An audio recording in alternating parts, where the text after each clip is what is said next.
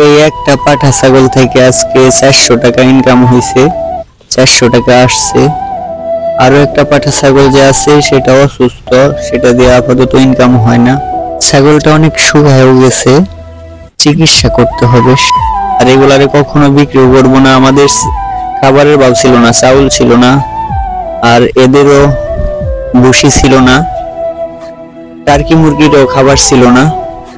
এই 400 টাকা দিয়া 3 কেজি চাউল নেওয়া হয়েছে 210 টাকা, 2 কেজি ভুসি নেওয়া হয়েছে 110 টাকা, 320 টাকা আর 75 টাকা দিয়া 1 কেজি ফিট নেওয়া হয়েছে 395 টাকা খরচ হয়েছে।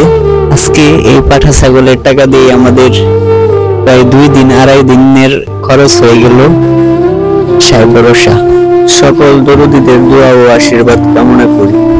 সবাই ভালো থাকেন, সাইদয়াময় সবাইকে ভালো রাখুক। আশেপাশের অসহায় মানুষ এবং নিরীহ প্রাণীদের প্রতি নজর রাখেন, সবাইকে নিয়ে ভালো থাকেন।